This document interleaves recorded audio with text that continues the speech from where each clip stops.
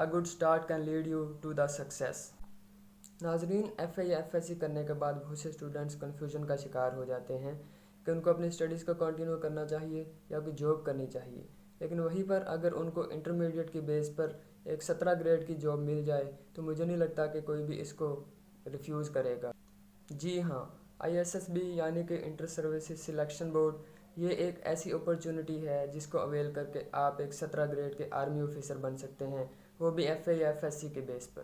آج میں آپ کو ISSB کا کمپلیٹ پروسیجر شارٹ ڈیٹیل میں بتاؤں گا کہ کن سٹیپس کے بعد آپ PMA کو جوائن کرتے ہیں اور پھر ایک 17 گریڈ کے آرمی آفیسر بن کر نکلتے ہیں۔ تو سب سے پہلے بات کرتے ہیں ایلیجیبلٹی کرائٹیریا کی۔ ایلیجیبلٹی کرائٹیریا میں جو 3 مین چیزیں ہیں ان میں ایج، کوالیفیکیشن اور آپ کی ہائٹ آتی ہے۔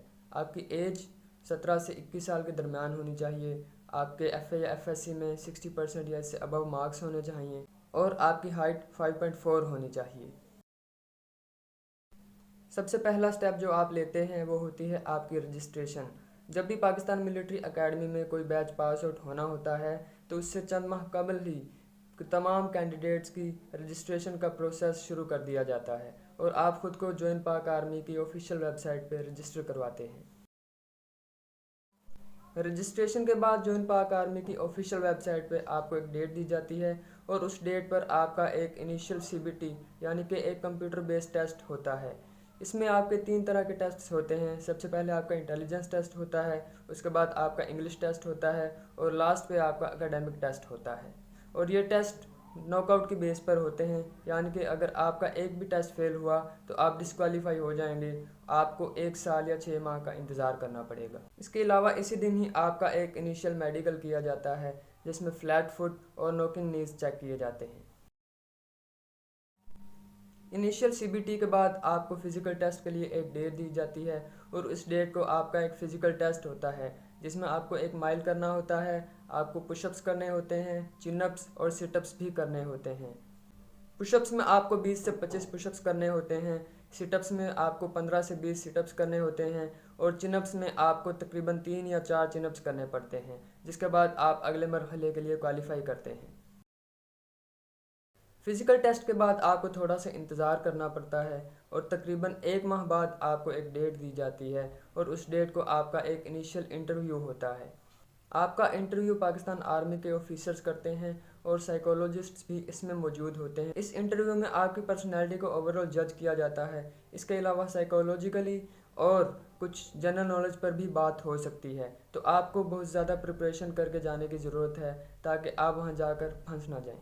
اگر آپ نے اس انٹرویو میں اچھا پرفارم کیا تو آپ کو ISSB یعنی کہ انٹر سروسز سلیکشن بورڈ کے لیے ریکمینڈ کیا جائے گا، لیکن اگر انٹرویو پینل کو آپ کی پرسنالٹی میں کوئی ڈیفیکٹ نظر آیا یا سائیکولوجیکلی کوئی ڈیفیکٹ نظر آیا تو وہیں پر آپ کو تھینک یو کر دیا جائے گا اور آپ اگلے مرحلے کے لیے کوالیفائی نہیں کریں گے۔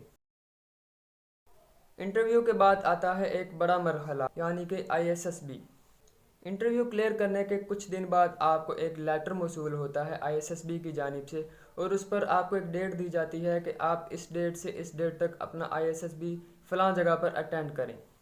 ISSB میں 4 دن کے لیے آپ کو پاکستان آرمی کی زیر نگرانی رکھا جاتا ہے اور آپ کو مکمل طور پر جج کیا جاتا ہے۔ یہ 4 دن آپ کی زندگی کے اہم ترین دن ہو سکتے ہیں۔ ISSB میں گروپ ٹاسک، ہرڈلز اور اکیڈمک کے کچھ ٹیسٹ شامل ہیں۔ اس کے علاوہ ڈپٹی آف ISSB آپ کا ایک انٹرویو کرتا ہے اور آپ کا ایک سائیکولوجیکل اسپیشل انٹرویو بھی ہو سکتا ہے۔ ISSB میں 4 دن گزارنے کے بعد آپ کو وہاں سے ریلیز کر دیا جاتا ہے اور 5ویں دن یعنی کہ نیکسٹ ڈے آپ کا رزلٹ آن لائن شو کر دیا جاتا ہے۔ کامیاب کینڈیڈیٹس ریکمینڈڈ ہوتے ہیں اور جو رہ جاتے ہیں وہ ناٹ ریکمینڈڈ کہلاتے ہیں۔ ISSB سے ریکمینڈ ہونے کے بعد آپ کا اگلا سٹیج ہوتا ہے فائنل میڈیکل۔ فائنل میڈیکل میں آپ اپنے قریبی کسی بھی CMS سے ہر اسپیشلسٹ سے اپنا معائنہ کرواتے ہیں اور اپنی میڈیکل سلپ پر فٹ کی سٹیمپ لگواتے ہیں۔ لیکن کئی بار ایسا بھی ہو چکا ہے کہ ایک کینڈیڈیٹ جو تمام تر پروسیس سے تو نکل آیا ہے اور سکسیزفلی ریکمینڈ بھی ہو چکا ہے، لیکن فائنل میڈیکل میں اس کے ساتھ انفارچونیٹ ہو جاتا ہے اور وہ کسی بھی وجہ سے انفٹ ڈکلیئر کر دیا جاتا ہے۔ اگر آپ کے ساتھ بھی ایسا کوئی مس فارچون ہو جاتا ہے اور خدا نخواستہ آپ میں کوئی ڈیفیکٹ نظر آتا ہے ان کو اور آپ کو وہ انفٹ ڈکلیئر کر دیتے ہیں، تو you really don't have to blame yourself, کیونکہ اس کا ایک حل بھی ہے۔ آپ اپنے میڈیکلی انفٹ ڈکلیریشن کو ریویو کروا سکتے ہیں۔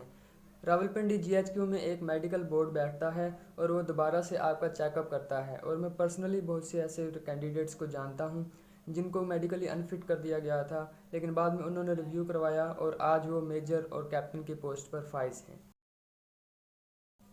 فائنل میڈیکل کے بعد آتا ہے ایک آخری مرحلہ، یعنی کہ فائنل میرٹ لسٹ، اور یہ کینڈیڈیٹ کے لیے سب سے امپورٹنٹ سٹیج ہوتا ہے۔ کئی دفعہ کینڈیڈیٹس کے ساتھ ایسا بھی ہوتا ہے کہ وہ آئی ایس ایس بی سے ریکمینڈڈ ہوتے ہیں اور فائنل میڈیکل میں بھی ان کو فٹ ڈکلیئر کر دیا جاتا ہے، لیکن فائنل میرٹ لسٹ میں اس کا نام نہیں آتا اور وہ رہ جاتے ہیں۔ فائنل میرٹ لسٹ میں نام آنے کے بعد آپ کو ایک جوائننگ لیٹر ریسیو ہوتا ہے اور مقررہ تاریخ پر آپ کو پی ایم اے رپورٹ کرنا ہوتا ہے۔ پی ایم اے کی ٹریننگ کے بعد آپ سیکنڈ لیوٹیننٹ کے رینک کے ساتھ پی ایم اے سے پاس آؤٹ ہوتے ہیں، اور وہاں سے شروع ہوتی ہے پاکستان آرمی میں آپ کی journey as a regular commissioned officer. تو یہ تھا انٹر سروسز سلیکشن بورڈ میں سلیکشن کا مکمل پروسیجر۔ امید ہے آپ کو سمجھ آ گئی ہوگی۔